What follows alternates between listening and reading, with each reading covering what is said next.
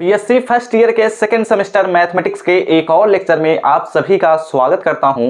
मैं हूं आपका भैया ऋषभ सिंह और आप सभी देख रहे हैं आपका अपना यूट्यूब चैनल ऋषि यस क्लासेस। और आज के इस वीडियो में हम लेकर आ चुके हैं matrices and differential equations and geometry जो हमारा पेपर है उसका जो यूनिट थर्ड है जिसमें हम डिफरेंशियल इक्वेशंस के बारे में पढ़ते हैं उसी का ही एक और लेक्चर लेकर आ चुके हैं। इससे पहले वाले लेक्चर में हम लोगों ने यह बात किया था कि वेरिएबल सेपरेबल मेथड की सहायता से हम कैसे किसी भी डिफरेंशियल इक्वेशन को सॉल्व कर सकते हैं। और इस वीडियो में हम बात करने वाले हैं कि अगर हमारे पास कोई भी डिफरेंशियल इक्वेशन दिया गया है जो कि होमोजीनियस फंक्शन से बना हुआ है तो उसका हम कैसे सॉल्यूशन करेंगे। इसके लिए हम मेथड और प्रोसीजर और कॉन्सेप्ट और एग्जांपल्स को भी देखने वाले हैं। ठीक है, तो चलिए इस लेक्चर की शुरुआत करते हैं। बस इस बात का ख्याल रखिएगा, अगर आप लोग पिछले लेक्चर्स को नहीं देखे हैं तो देख लीजिएगा, पूरे प्लेलिस्ट का लिंक आप सभी को डिस्क्रिप्शन में मिल जाएगा। और मैट्रिसेस पोर्शंस ऑलरेडी कंप्लीट हो चुके हैं तो उन्हें भी देख लीजिए, आप सभी की तैयारी गारंटी के साथ कंप्लीट हो जाएगी। अब देखो, हमें बात करना है कि होमोजीनियस डिफरेंशियल इक्वेशन को हम कैसे सॉल्व करेंगे। तो होमोजीनियस डिफरेंशियल इक्वेशन का जो सोल्यूशन होगा, या फिर ऐसे भी कहूं कि जो हमारे पास होमोजीनियस डिफरेंशियल इक्वेशन है वो होमोजीनियस फंक्शन से बना होता है। तो हमें सबसे पहले ये समझना होगा कि होमोजीनियस फंक्शन क्या होता है, उसके बाद हम समझेंगे कि होमोजीनियस डिफरेंशियल इक्वेशन क्या होता है, उसके बाद हम उसके वर्किंग प्रोसीजर के बारे में बात करेंगे। ठीक है, चलो हम देखते हैं कि होमोजीनियस फंक्शन क्या होता है। तो हमने आप अपने कॉपी में हेडिंग डाली है होमोजीनियस फंक्शन।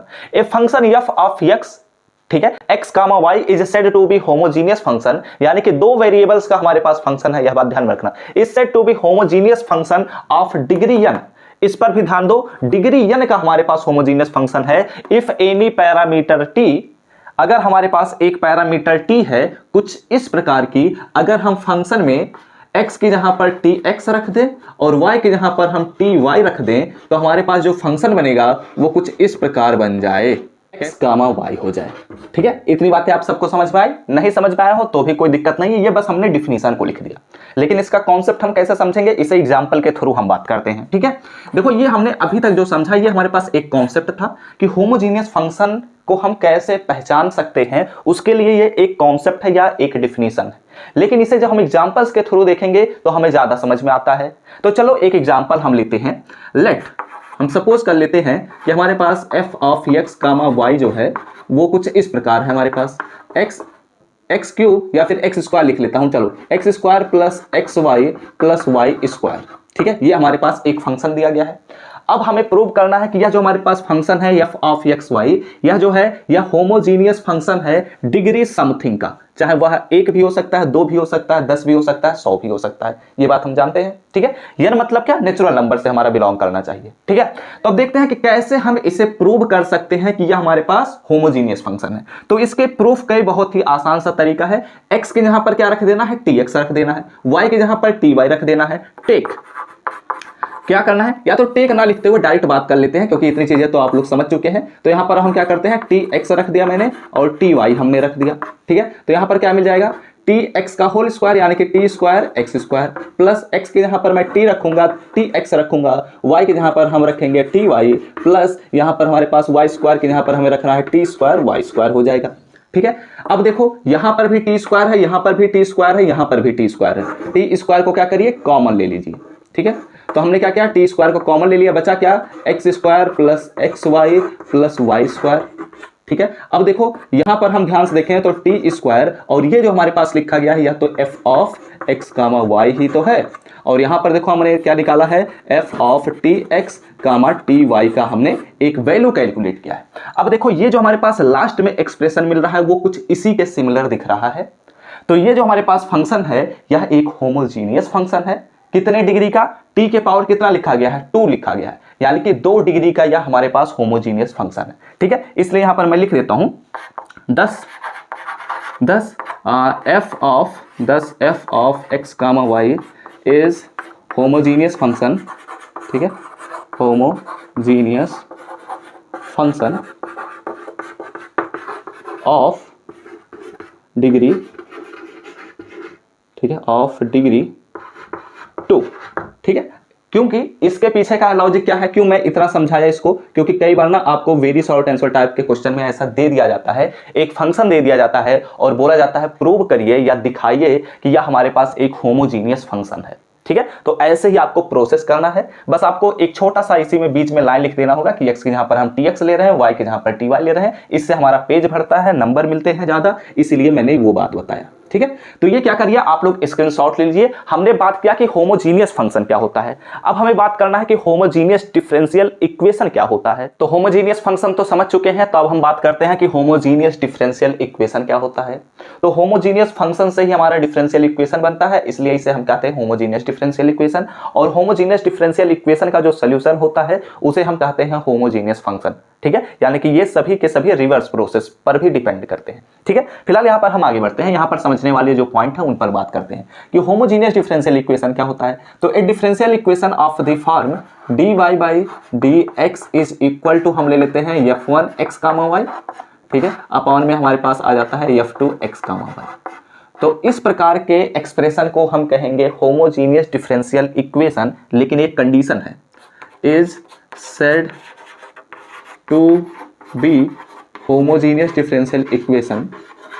ठीक है, होमोजीनियस डिफरेंशियल इक्वेशन, एक कंडीशन यह है कि इफ अगर हमारे पास जो f1 x, y है, ठीक है, एंड f2 x, y जो हमारे पास होगा वो क्या होंगे, आर होमोजीनियस फंक्शन होने चाहिए।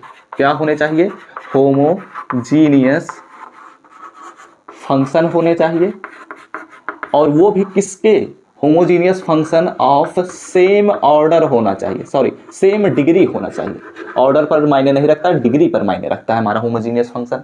ठीक है, तो मैंने क्या बोला, अब देखो यहां से पहचानने का तरीका मिल रहा है। वेरिएबल सेपरेबल वाले मेथड में हमने क्या देखा था कि हमारे पास जो फंक्शन, जो हमारे पास डिफरेंशियल इक्वेशन दिया गया था, उसमें जो वेरिएबल्स थे x और y थे वो अलग अलग हम सेपरेट कर दे रहे थे, वेरिएबल्स को सेपरेट कर दे रहे थे, इसलिए उसका नाम था variable separable method.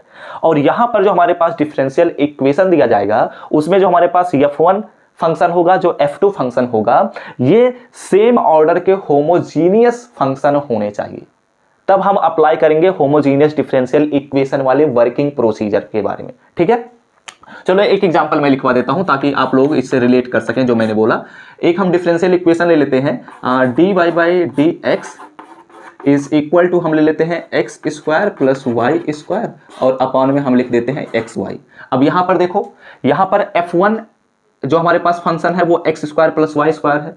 T X और टी वाई जैसे ही रखेंगे तो टी स्क्वायर बाहर निकल जाएगा, कॉमन ले सकते हैं। यहां पर भी वैसे ही हम रखेंगे टी एक्स टी वाई तो टी स्क्वायर बाहर निकल जाएगा, यानी कि यह भी हमारे पास जो फंक्शन है यह होमोजीनियस फंक्शन है, क्योंकि टी स्क्वायर और एफ ऑफ एक्स बचेगा, f1 x बचेगा, और यहां पर भी टी स्क्वायर f2 x बचेगा।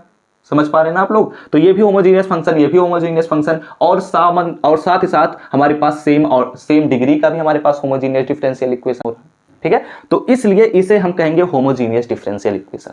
Are you getting my point, चीजों को समझ पा रहे हैं ना, कोई प्रॉब्लम तो होनी नहीं चाहिए। तो एक काम करिए, अब इसका स्क्रीनशॉट ले लीजिए, फिर उसके बाद हम बात करते हैं वर्किंग प्रोसीजर पर। तो होमोजीनियस डिफरेंशियल इक्वेशन के बारे में हम समझ चुके हैं, तो उसके सोल्यूशन के वर्किंग रूल के बारे में अब हम समझते हैं। तो देखो इसके लिए जो वर्किंग रूल है वो बहुत ही आसान है, बस एक एक करके स्टेप्स को ध्यान में रखना है और सभी क्वेश्चन इसी स्टेप की सहायता से आपके सॉल्व हो जाएंगे। और मैं एग्जांपल्स के थ्रू भी अभी दिखाऊंगा, लेकिन पहले हम बात कर लेते हैं कि इसके वर्किंग रूल क्या है। तो आपके पास एक homogeneous differential equation dy by dx is equal to f1 upon में f2 हमारे पास फंक्शन दिया रहेगा। तो उसमें क्या करना रहेगा कि हमारे पास जो वेरिएबल है y जो हमारे पास है उसकी जहां पर हम vx सब्स्टिट्यूट कर देंगे। स्टेप नंबर 1 हम क्या करेंगे, substitute y is equal to vx। इसके बाद जो हमारे पास डिफरेंशियल इक्वेशन बनेगा, step 2 reduced the differential equation in the form v and x। अभी तक हमारे पास जो डिफरेंशियल इक्वेशन था वो x और y के फॉर्म में था, लेकिन जब हम y के जहां पर vx रख देंगे तो जो हमारा डिफरेंशियल इक्वेशन होगा v और x के फॉर्म में इंटरचेंज हो जाएगा। ठीक है, और वह जो डिफरेंशियल इक्वेशन इंटरचेंज होने के बाद बनेगा वो एक्चुअली वेरिएबल सेपरेबल मेथड की सहायता से ही सॉल्व होने के लिए तैयार हो जाता है। ठीक है, तो इसलिए मैंने स्टेप नंबर 3 में लिख दिया, solve the reduced equation by variable separation method या वेरिएबल सेपरेबल मेथड की सहायता से। ठीक है, फिर उसके बाद जब हम सॉल्व करेंगे तो y का एक फंक्शन मिल जाएगा। ये बात हम ऑलरेडी जानते हैं पिछले वाले लेक्चर में, क्योंकि वेरिएबल सेपरेबल मेथड हम पढ़ चुके हैं। तो उसके बाद जो हमारे पास y का फंक्शन मिलेगा उसमें हम क्या करेंगे ना, y के जहां पर सॉरी y के लिए फंक्शन नहीं बनेगा क्योंकि हमने y को तो हटा दिया था, v और x का एक फंक्शन बनेगा। तो जहां जहां पर v लिखा रहेगा वहां वहां पर हम y is equal to vx फिर से सब्स्टिट्यूट कर देंगे, ठीक है। यानी कि v is equal to y by x हमारे उस फंक्शन में इंट्रोड्यूस कर देंगे और हमारा काम हो जाएगा, ठीक है। तो ये वर्किंग रूल है, आप लोग स्क्रीनशॉट ले लीजिए। उसके बाद अब चलिए हम न्यूमेरिकल्स की सहायता से समझते हैं कि हमने ये क्या बात किया है अभी तक। तो चलिए अब एक दो एग्जांपल्स की सहायता से हम होमोजीनियस डिफरेंशियल इक्वेशन को सॉल्व करना सीखते हैं, ठीक है। तो यहां पर हमारे पास एक डिफरेंशियल इक्वेशन दे दिया गया है। अब इस डिफरेंशियल इक्वेशन को हमें सॉल्व करना है, ठीक है। तो पहले आपको क्या लिखना है, सॉल्यूशन, फिर उसके बाद लिखना है गिवन दैट, हमारे पास जो दिया गया है यह डिफरेंशियल इक्वेशन दिया गया है उसको लिख देना है, ठीक है। फिर इसके बाद हमें क्या पता करना है, इस बात पर फोकस करो। हमें सबसे पहला वर्किंग रूल हमने क्या देखा है, वेरिएबल सेपरेबल मेथड।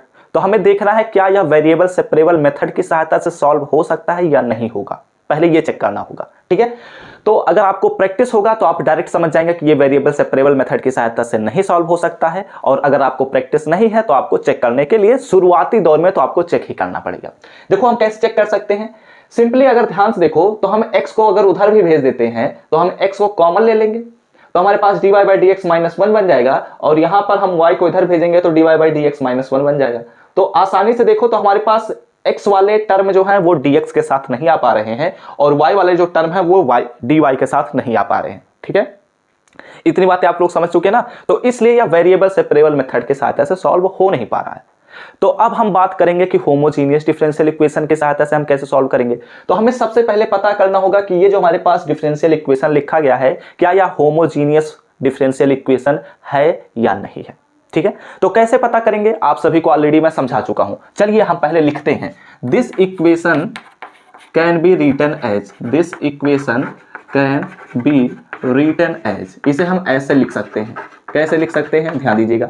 इसे हम ऐसे भी लिख सकते हैं कि dy बाई डी एक्स वाले टर्म्स को एक तरफ ले लें, तो यहां पर हो जाएगा हमारे पास माइनस एक्स, और यहां पर हो जाएगा dy बाई डी एक्स, ठीक है। और यहां पर है प्लस y, तो माइनस y कर दिया मैंने, और यहां पर हो जा रहा है हमारे पास dy by d x is equal to हमारे पास x इधर है और y को उधर भेजूंगा तो माइनस y हो जाएगा, ठीक है। इतना हम लिख सकते हैं। अब यहां पर हम क्या करते हैं ना, dy बाई डी एक्स को कॉमन ले लेते हैं। तो dy बाई डी एक्स को अगर हम कॉमन लेंगे तो यहां पर हमारे पास मिल रहा है x माइनस वाई अपॉन में यहां पर क्या मिल रहा है माइनस एक्स, और यहां पर मिल रहा है माइनस वाई। तो हम क्या करते हैं ना, माइनस एक्स प्लस वाई हम लिख देते हैं, ठीक है। तो अब ध्यान से देखो, तो ये हमारे पास पहला फंक्शन है। एक काम करते हैं, माइनस को ऊपर अगर हम भेज देते हैं तो यहां पर हमारे पास माइनस चला आएगा और ये कुछ इस प्रकार हो जाएगा, ठीक है। अब ध्यान से देखो, तो यहां पर जो हमारे पास फंक्शन लिखा गया है यह f1 है, यह हमारे पास जो फंक्शन लिखा गया है यह f2 है, ठीक है। Are you getting my point, चीजों को समझ पा रहे हैं ना। तो देखो अब ध्यान से देखो, तो क्या यह डिफरेंशियल इक्वेशन हमारा होमोजीनियस डिफरेंशियल इक्वेशन है या नहीं है। कैसे पता करते हैं, हमारे पास जो f1 लिखा गया है और f2 जो लिखा गया है क्या यह होमोजीनियस फंक्शन है, इसके बारे में पता करना होगा। तो बगल में कहीं कर लीजिए रफ वर्क के लिए, ठीक है। x की जहां पर tx रखेंगे, y की जहां पर ty रखेंगे, तो t को जो हम कॉमन लेंगे तो हमारे पास क्या मिलेगा, t into F of x मिल जाएगा, एफ ऑफ एक्स का वाई मिल जाएगा। तो यानी कि यहां पर हमारे पास t मिल रहा है, यानी कि यह हमारे पास होमोजीनियस फंक्शन है, वो भी डिग्री 1 का।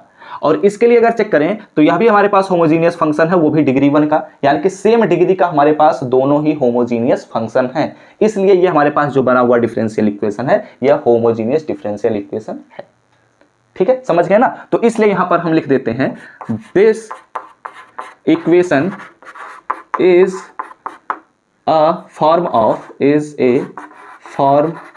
of homogeneous, ठीक है, homogeneous differential equation, ठीक है। अगर आपको यह क्वेश्चन लॉन्ग आंसर टाइप में दिया जाता है तो आप क्या करिएगा ना, होमोजीनियस फंक्शन इसे दिखा दीजिएगा कि ये हमारे पास होमोजीनियस फंक्शन है, यह भी हमारे पास होमोजीनियस फंक्शन है, सेम ऑर्डर का, मन करे तो डिफिनीशन भी लिख दीजिएगा। इससे आपके पेज भरेंगे, आपको नंबर ज्यादा मिलेगा, ठीक है। लेकिन अगर आपके ऑब्जेक्टिव क्वेश्चन है तो आपको इन सभी चीजों को करने की जरूरत नहीं है, बहुत जल्द ही कोशिश करिए कि जितने जल्दी से जल्दी सॉल्व कर ले, ठीक है।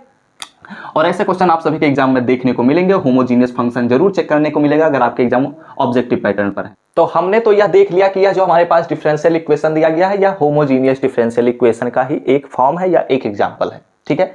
तो अब इसके लिए हम सॉल्व करने का जो प्रोसीजर बताया था उसी प्रोसीजर पर अब हम वर्क करेंगे। तो अब हमने क्या लिख दिया, take. Take y is equal to, हम क्या करने वाले हैं, vx को सब्सटीट्यूट करने वाले हैं। तो ये जो हमारे पास डिफरेंशियल इक्वेशन लिखा गया है इसको हम ऐसे भी लिख सकते हैं, माइनस से मल्टीप्लाई कर देता हूं तो y माइनस एक्स और अपॉन में x प्लस वाई हमारे पास मिल जाएगा। ठीक है, चाहे हम ऐसे भी सॉल्व कर सकते थे, ऐसे भी लिख लो, कोई दिक्कत की बात नहीं है। ठीक है, अब जब हम y इक्वल टू vx इस डिफरेंशियल इक्वेशन, इसे बना लीजिए इक्वेशन नंबर 1, तो इक्वेशन 1 में हम रखेंगे। ठीक है, लेकिन उसे रखने से पहले एक और काम कर दीजिए। देखो, जब हम y इक्वल टू vx इसमें रखेंगे तो हर एक जगह पर हमें y को हटाना है। ठीक है, तो इसके लिए हम क्या करते हैं ना, इसका भी x के रिस्पेक्ट में डिफरेंशिएशन कर देते हैं, तो dy बाई dx का वैल्यू हमें यहां से मिल जाएगा। तो जब हम इसका डिफरेंशिएशन करेंगे तो दिस इंप्लाइज दैट, आप लिखना चाहें तो लिख दीजिएगा, differentiating with respect to x, तो dy by dx is equal to क्या होगा, हम v को एक बार छोड़ेंगे, x का डिफरेंशिएशन करेंगे तो 1 हो जाएगा, प्लस x को एक बार छोड़ेंगे और v का हम x के रिस्पेक्ट में डिफरेंशिएशन करेंगे तो dx into dv by dx हो जाएगा। अब इन दोनों वैल्यूज को हम इक्वेशन नंबर 1 में क्या करेंगे, सब्स्टिट्यूट करेंगे। वर्किंग रूल को समझो, अच्छे से देखो, हर एक एग्जांपल को, बहुत ही आसान सा बन जाता है आप सभी के लिए डिफरेंशियल इक्वेशन, इससे आसान टॉपिक कोई और नहीं होता। ठीक है, तो फ्रॉम फर्स्ट यानी कि इक्वेशन नंबर 1 की हम उपयोग करने वाले हैं। एक काम करिएगा, इसे भी एक इक्वेशन बना लीजिए, इसे इक्वेशन नंबर 2 और इसे बना लीजिएगा इक्वेशन नंबर 3।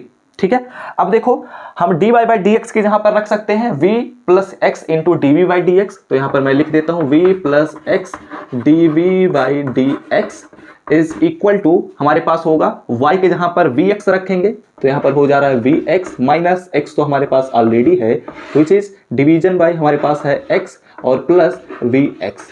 ठीक है, अब हम क्या कर सकते हैं, x को कॉमन ले लेते हैं। अब देखो ये जो हमारे पास डिफरेंशियल इक्वेशन बना है यह हमारे पास x और v के फॉर्म में पहुंच चुका है, यानी कि हमारे पास जो स्टेप नंबर 2 था वो हमने काम कर दिया है। ठीक है, अब यहां पर हम क्या करते हैं ना, इसी को थोड़ा सिंप्लीफाई करते हैं, तो x को कॉमन ले लेते हैं, तो यहां पर हमारे पास मिलेगा v माइनस 1 और अपॉन में हमारे पास यहां पर x को कॉमन लूंगा तो 1 प्लस v हो जाएगा। ठीक है, कोई प्रॉब्लम तो नहीं होनी चाहिए, मुझे उम्मीद है। तो x से x कैंसल आउट हो जाएगा, तो हमारे पास ओवरऑल वैल्यू क्या मिल रहा है, v माइनस 1 अपॉन में 1 प्लस v। ठीक है, ये मिल रहा है। अब देखो यहां पर हम क्या करते हैं ना, v को उधर भेज देते हैं, तो यहां पर हम एक ही लाइन में इन दोनों को कर दे रहे हैं, x into dv by dx और v को उधर मैं भेजूंगा तो हो जाएगा माइनस v। ठीक है, सिंप्लीफाई करते हैं, 1 प्लस v को हमने रख दिया और यहां पर हमारे पास मिल जाएगा 1 माइनस, सॉरी यहां पर हो जा रहा है हमारे पास v माइनस 1 और v से 1 में जब मल्टीप्लाई करूंगा तो माइनस v हो जाएगा और माइनस v से v में मल्टीप्लाई करूंगा तो माइनस v स्क्वायर हो जाएगा। ठीक है, अब ध्यान से देखो, तो ये v से ये v कैंसल आउट हो जा रहा है, हमारे पास क्या मिल रहा है, माइनस v स्क्वायर और माइनस 1, तो हम क्या करते हैं ना, माइनस को कॉमन ले लेते हैं, तो हमारे पास हो जाएगा v स्क्वायर प्लस 1 अपॉन में यहाँ पर हो जाएगा 1 प्लस v, और यहाँ पर हमारे पास क्या मिल रहा है, यहाँ पर हमारे पास मिल रहा है x dv बाई dx। ठीक है, ऐसा हमने क्यों किया, इसके पीछे का भी लॉजिक है। ऐसा हमने इसलिए किया ताकि जो हमारे पास डिफरेंशियल इक्वेशन मिलेगा वो वेरिएबल सेपरेबल मेथड के अनुसार हो जाए, ताकि हम वेरिएबल सेपरेबल मेथड को अप्लाई कर सकें, इसलिए हमने यह किया है। अब कैसे कर सकते हैं, कैसे हम समझ सकते हैं कि ये वेरिएबल सेपरेबल हो चुका है, तो जितने भी v वाले टर्म हैं उन्हें एक साइड कर दो, जितने भी x वाले टर्म हैं उन्हें दूसरी साइड कर दो। तो चलिए करते हैं, और यहाँ पर हम लिख सकते हैं, यहाँ पर हम ऐसा कर देते हैं 1 प्लस v अपॉन में हमारे पास हो जा रहा है, माइनस को उधर ही छोड़ देते हैं, यहाँ पर v स्क्वायर को उठा लाया, v स्क्वायर प्लस 1 हो जाएगा और ये dv हो गया। ठीक है, विच इज इक्वल टू, हमारे पास माइनस इधर ही मैंने छोड़ा है तो dx का इधर आ जाएगा तो dx हो जाएगा और अपॉन में हमारे पास x हो गया। अब देखो ये जो हमारे पास डिफरेंशियल इक्वेशन लिखा गया है वेरिएबल सेपरेबल फॉर्म में पहुंच चुका है या नहीं, बताओ, खुद ही बताओ, सोचो, दिमाग लगाओ। जब हमारे पास v का डेरिवेटिव लिखा गया है तो उसके साथ v का ही फंक्शन लिखा गया है, जब हमारे पास x का डेरिवेटिव लिखा गया है तो उसके पास x का ही फंक्शन लिखा गया है, यानी कि ये हमारे पास वेरिएबल सेपरेबल मेथड के अनुसार पहुंच चुके हैं। तो यहां पर हम चाहें तो यह भी लिख सकते हैं, this differential equation is in variable separable form. ठीक है, वेरिएबल सेपरेबल फॉर्म।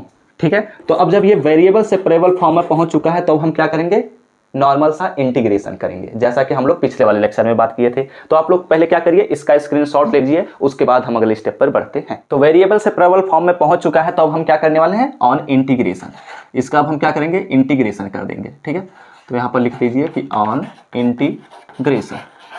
अब कैसे इंटीग्रेशन करेंगे ये तो मैं नहीं सिखाऊंगा, लेकिन यहाँ पर मैं करके दिखाऊंगा।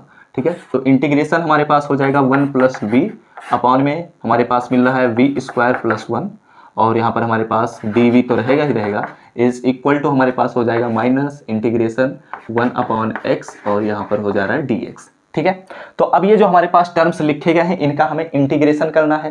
तो इंटीग्रेशन करने के लिए हम क्या कर सकते हैं, एक काम करते हैं, एक बार 1 के साथ ले लेते हैं, एक बार v के साथ ले लेते हैं, और यहाँ पर हम इंटीग्रेशन करते हैं। तो एक बार क्या करते हैं ना, v अपॉन में v² + 1 में लिख देता हूँ और dv लिख देता हूँ। ठीक है, प्लस हमारे पास ऐसे करते हैं इंटीग्रेशन 1 अपॉन में v² + 1, और यहाँ पर हो जा रहा है dv इज इक्वल टू हमारे पास -1/x dx, तो हमारे पास रहेगा ही रहेगा। अब अगर इसका इंटीग्रेशन करते हैं तो ध्यान दो, टेक, एक काम कर देते हैं ना, टेक अगर यहां पर हम ले लेते हैं v² + 1 इज इक्वल टू, हम सपोज कर लेते हैं कि t हमने ले लिया। ठीक है, तो यहां पर हमारे पास हो जाएगा यहां पर जो हम मल्टीप्लाई करेंगे तो 2v और dv इज इक्वल टू हमें मिल जाएगा dt। ठीक है, are you getting my point, चीजों को समझ पा रहे होंगे। इसका मतलब क्या होगा, दिस इंप्लाइज दैट हमारे पास हो जाएगा v dv is equal to हमारे पास हो रहा है 1/2 dt। ठीक है, लेकिन यह बात ध्यान में रखना, हमने केवल इस वाले टर्म के लिए ये इतनी चीजों को कैलकुलेट किया है, इस वाले टर्म में इन चीजों का मत सब्स्टिट्यूशन करिएगा। ठीक है, अगर करेंगे भी तो भी कोई दिक्कत नहीं है, लेकिन मत करिएगा। तो अब देखो यहाँ पर हमारे पास जो यह टर्म है यह क्या हो जाएगा, हमारे पास v dv के यहाँ पर हमारे पास 1/2, तो 1/2 हमारे पास इंटीग्रेशन से बाहर हो जाएगा। मिलेगा क्या, यहाँ पर हमें मिल रहा है dt, और अपॉन में हमारे पास क्या मिल रहा है, t मिल रहा है। ठीक है, और यहाँ पर हमारे पास प्लस ऑन इंटीग्रेशन, अगर आप इसके यहाँ पर t लिखना चाहते हैं तो भी कोई दिक्कत नहीं है, लेकिन मत लिखिए, क्योंकि ये हमारे पास इस वाले टर्म के लिए हमने इतनी चीज़ों को नहीं कैलकुलेट किया है, हमने केवल इस वाले टर्म के लिए वो चीज़ें कैलकुलेट किया है। ठीक है, और ऐसा करेंगे ना तो यहाँ पर अभी बहुत सारा क्रिटिकल कंडीशंस उत्पन्न हो जाएंगे, तो उन चीज़ों के लिए नहीं किया जाता है। ठीक है, और यहाँ पर हमारे पास -1/x और dx हो गया। ठीक है, अब हम क्या करते हैं ना, अगर इसका इंटीग्रेशन करेंगे तो हमें क्या मिलेगा, 1/2, और यहाँ पर हो जाएगा log t, और log t का वैल्यू मतलब हो जाएगा हमारे पास, चलो एक लाइन लिख ही देता हूँ, फिर उसके बाद प्लस। अब देखो ये जो हमारे पास है इसका हमने क्यों नहीं सब्स्टिट्यूशन किया, इसके पीछे का भी लॉजिक पकड़ लो। आप लोग डायरेक्ट समझ गए होंगे कि ये tan इनवर्स का ही फार्मूला लिखा गया है। ठीक है, तो डायरेक्ट हम क्या करते हैं, tan इनवर्स v लिख देते हैं और हमारा काम हो जाएगा। तो यहाँ पर हमने लिख दिया tan इनवर्स, और यहाँ पर हो जाएगा हमारे पास tan इनवर्स v। ठीक है, इज इक्वल टू हमारे पास क्या मिलेगा, -log x, और यहाँ पर हमारे पास हो जाएगा प्लस log c, एक कांस्टेंट भी तो आएगा। अब जब हम log के टर्म में करेंगे तो log के टर्म में लिखेंगे, अदरवाइज सिंपली c लिख देते। ठीक है, तो अब t का सब्स्टिट्यूशन कर देते हैं, तो और जब हम t का सब्स्टिट्यूशन करेंगे तो यहाँ पर हमारे पास हो जाएगा log t का वैल्यू हमारे पास है v² + 1, और यहाँ पर हमारे पास है plus tan inverse v is equal to हमारे पास मिल रहा है -log x + log c। ठीक है, अब हम क्या करेंगे, हम जो इक्वेशन नंबर 2 लिखे थे, एक काम करिए इसका स्क्रीनशॉट लीजिए, उसे मैं इरेज करता हूं, उसके बाद अगले स्टेप पर हम बढ़ते हैं। तो इतनी चीजों को समझ चुके होंगे, तो अब अगले स्टेप पर हम बढ़ते हैं। यहां पर देखो हम लोगों ने बात किया था फ्रॉम सेकेंड, हमने अपने इक्वेशन सेकेंड में क्या देखा था, y इज इक्वल टू हमने रखा था v × x। ठीक है, अब जो ये हमारे पास फाइनल एक्सप्रेशन मिला है उसके जगह पर हम क्या करने वाले हैं, यहां से यह बात हम लिख सकते हैं, v इज इक्वल टू हमारे पास हो जाएगा y/x। ठीक है, तो इससे हम इस वैल्यू में सब्स्टिट्यूट करेंगे जहां जहां पर हमने v लिखा हुआ है। देन इस सिचुएशन में हमें क्या मिलेगा, 1/2। ठीक है, 1/2 हमारे पास हो जाएगा log, और v² मतलब क्या हो जाएगा, y² x²। ठीक है, तो +1 भी है, तो अगर हम क्या करना चाहें ऐसे भी तो लिख सकते हैं y² + x², और अपॉन में हमारे पास हो जाएगा x²। ठीक है, कोई प्रॉब्लम तो नहीं ना होनी चाहिए, समझ गए होंगे, मैथमेटिक्स वाले बच्चे इतना तो आप लोग को पता ही होगा, बायो वाले थोड़ी है। प्लस tan इनवर्स v, तो v के यहाँ पर हमें रखना है y/x, तो tan इनवर्स हमारे पास हो जाएगा y/x, और इज इक्वल टू हमारे पास क्या मिल रहा है, -log x, तो log x तो रहेगा ही रहेगा, और प्लस log c लिख देंगे। कई बार इसे कई बुकों में और ज़्यादा सॉल्व कर दिया जाता है, लेकिन आप लोग यहीं पर छोड़ देंगे, आपको पूरा नंबर गारंटी के साथ मिलेगा, इससे ज़्यादा आपको सॉल्व करने की कोई भी ज़रूरत नहीं है।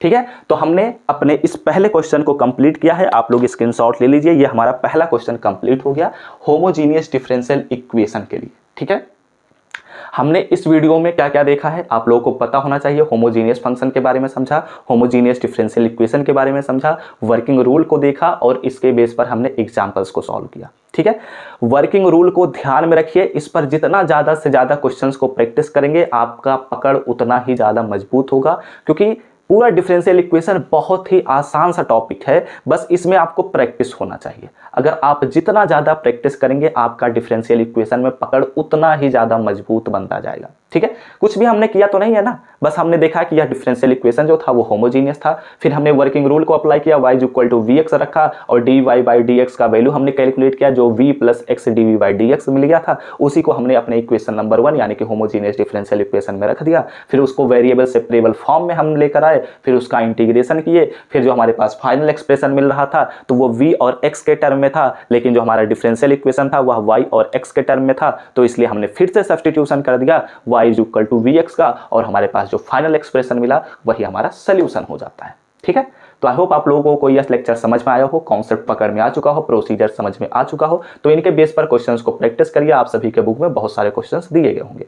ठीक है, वीडियो अच्छा लगा हो तो लाइक कर दीजिएगा, कमेंट करके बताइएगा कि आप सभी को लेक्चर समझ में आया है या नहीं। अगले लेक्चर्स के नोटिफिकेशन पाने होंगे तो सब्सक्राइब करने के साथ बेल आइकन को जरूर ऑल पर सेट करिएगा। और यह बात ध्यान में रखिए, हम आप लोगों को already BSc second semester chemistry और फिजिक्स के भी लेक्चर्स को प्रोवाइड कर रहे हैं, तो उन्हें भी ज्वाइन करिए, अपने तैयारी को बेहतर बनाइए। प्लेलिस्ट सेक्शन में सभी लेक्चर्स मिल जाएंगे। तो हमसे मिलते हैं अपने नेक्स्ट लेक्चर में, तब तक पढ़ते रहिए, संघर्ष करते रहिए और सफल होते रहिए।